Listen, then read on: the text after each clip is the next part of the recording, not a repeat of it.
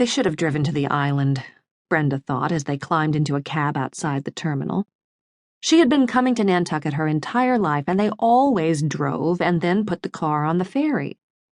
This year, because of the kids and Vicki's cancer and a desire to get to Nantucket as expediently as possible no matter what the cost, they had flown. They shouldn't have broken with tradition, in Brenda's opinion, because look what happened. They were off to a horrible start already.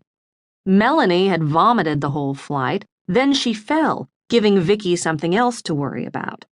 The whole point of the summer was to help Vicki relax, to soothe her, to ease the sickness out of her body. That's the point, Melanie.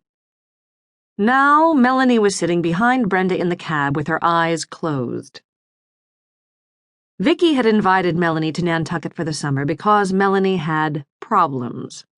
She was dealing with a complicated situation back in Connecticut.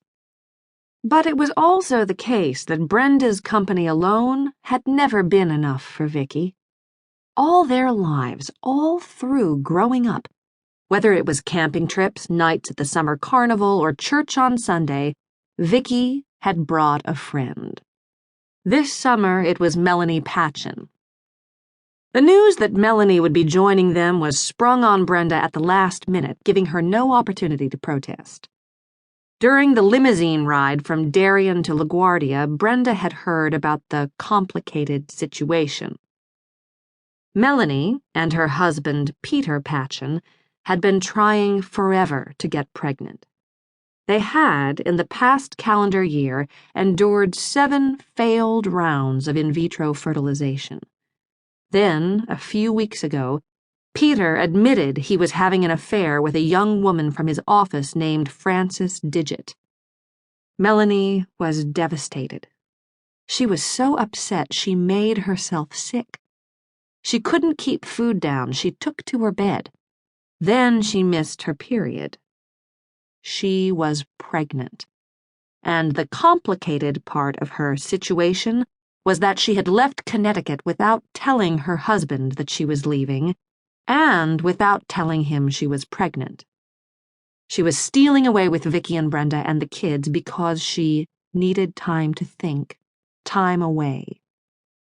Brenda had taken in this information silently but skeptically. The last thing she and Vicki needed this summer was a stowaway from a complicated situation. Vicki had lung cancer, and Brenda had problems of her own. Earlier that spring, she had been fired from her teaching job at Champion University for sleeping with her only male student. And, as if that weren't catastrophic enough, there were unrelated criminal charges pending concerning a valuable piece of university-owned art. Sex scandal. Criminal charges. Brenda had gone from being hot property, a celebrated young professor, the it girl of Champion University, to being the subject of rumor and gossip. Everyone on Champion's campus had been talking about her.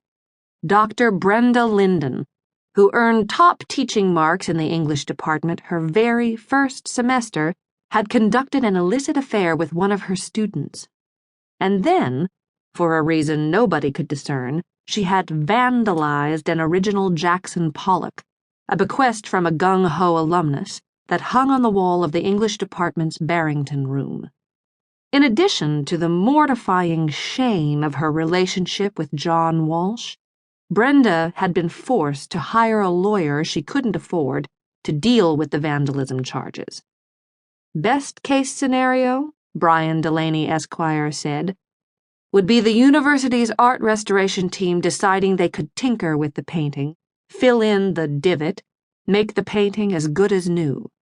Worst case scenario would be irrevocable damage.